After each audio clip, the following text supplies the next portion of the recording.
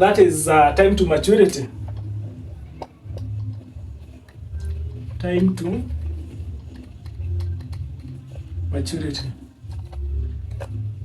Let me start by saying that bonds are long-term investment, and for an investment to be termed to be long-term, it should have a duration or a maturity period of greater than 1 year.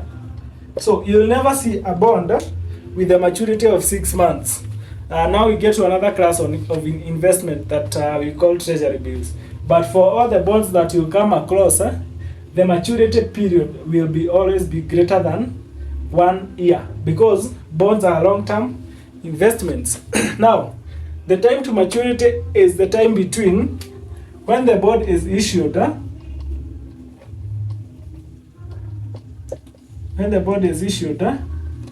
to time when it matures. That is like the time for which you will have invested your funds in that bond. It is the time between paying your money to CBK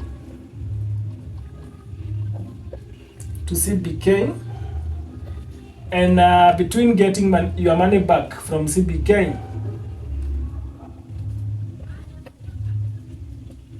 That is what we call as the time to maturity of a bond.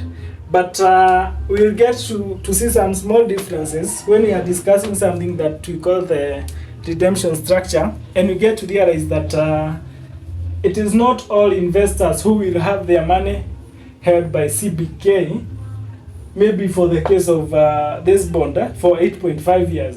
We'll see as to why some investors will get their principal amount back earlier than the time to maturity. So time to maturity is the time for which you get to invest, but not in all the cases. But I'll explain that when we get to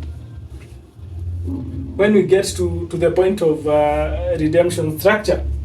So, but for now, just get as it is. It is the duration of that bond, the time between when you invest to the time you get back your money. It is the time for which that investment will hold. But we'll come to see the few differences.